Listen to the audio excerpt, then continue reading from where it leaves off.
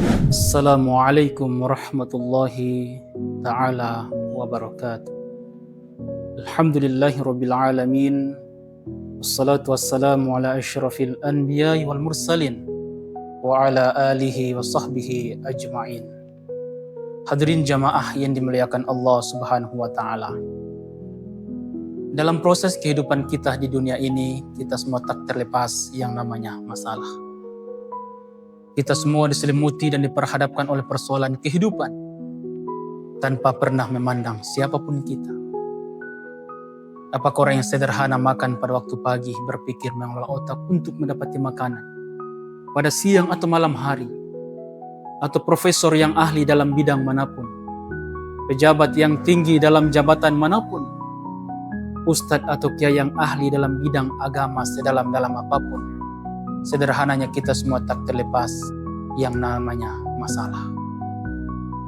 Masalah yang sering kita hadapi dalam kehidupan dunia ini adalah masalah terjadi perbedaan pendapat, terjadi perbedaan persepsi, terjadi perbedaan pandangan. Kadang membuat kita harus saling membenci, kadang membuat kita harus saling memusuhi.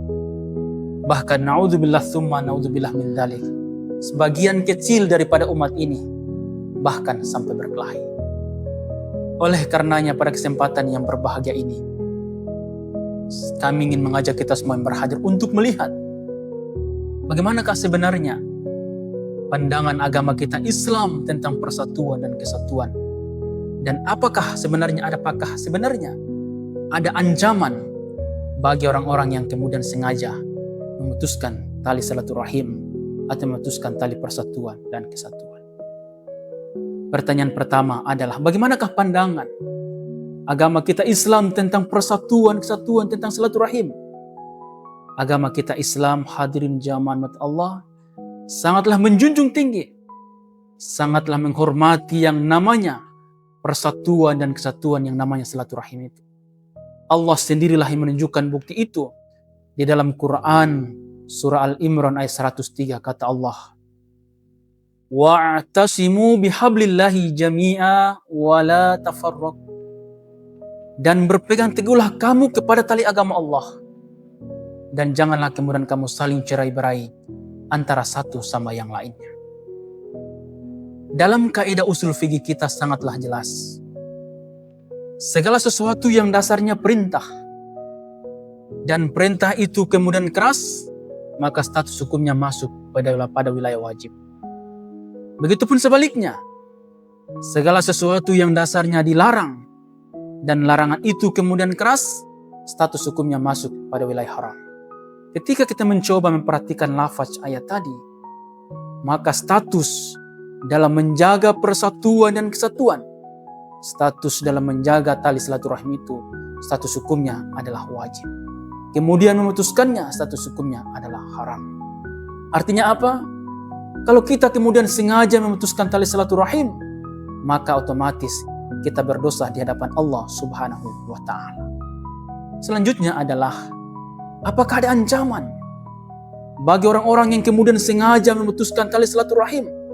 Jawabannya ada. Allah menyebutkan dengan surah yang sama, Quran surah Al-Imran ayat 105, kata Allah, wala takunu kalladzina tafarraqu wakhtalafu mim ba'di ma ja'ahumul bayyinat wa ulaika lahum adzabun adzim. Kata Allah, dan janganlah kalian sebagaimana orang-orang yang saling cerai-berai, saling bermusuhan, padahal kita tahu Allah subhanahu wa ta'ala membencinya kita ketika kita memutuskan tali silaturahim. Kita tahu informasi itu datang dari Allah lewat Quran surah Al-Imran 105, tetapi kita pura-pura tidak tahu. Kita menafikannya, kita meniadakannya. Maka Allah menutup ayat ini dengan mengancam. Apa kata Allah? Wa ulaika lahum adzabun adzim. Itu mereka mendapatkan azab yang pedih, siksaan yang pedih, karena mereka sengaja memutuskan tali silaturahim. Hadirin makan Allah subhanahu wa ta'ala. Selanjutnya adalah, apakah yang perlu kita praktekkan agar kita bisa menikmati hasil daripada silaturahim, hasil daripada persatuan dan kesatuan kita dalam kehidupan bermasyarakat.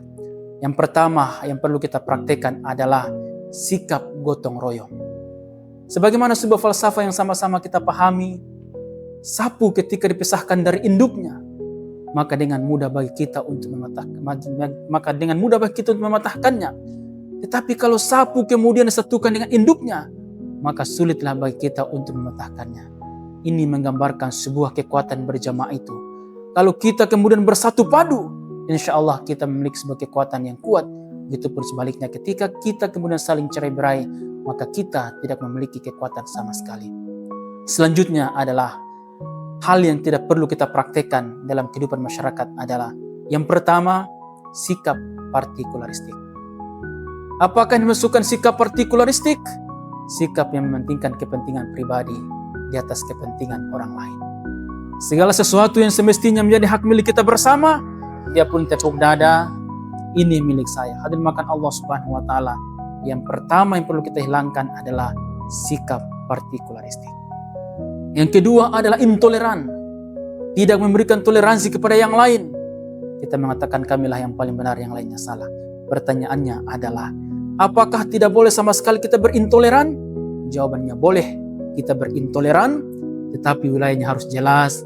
Wilayahnya adalah wilayah akidah. Contoh, ketika ada orang yang datang ke kita lantas mengatakan Tuhan kita Allah Subhanahu wa taala itu 2, 3 dan seterusnya, maka kita mengatakan tidak. Qul huwallahu ahad. Katakan Allah itu satu-satunya. Tetapi marilah kita bertoleransi dalam hal yang sifatnya furu'iyah. Contoh, apakah kita maulid, baras saja seterusnya, maka kita memberikan toleransi kepada yang lain. Mudah-mudahan kultum yang singkat ini bermanfaat bagi kita semuanya. Sekian, tsumma wassalamualaikum warahmatullahi ta'ala wabarakatuh. Saya Nur Hayati Asis, Rektor Institut Aisyah Sulawesi Selatan, mengucapkan selamat menjalankan ibadah puasa Ramadan 1447 Hijriah. Semoga kita semua diberi keberkahan menjalankan ibadah di bulan yang penuh berkah ini. Wassalamualaikum warahmatullahi wabarakatuh.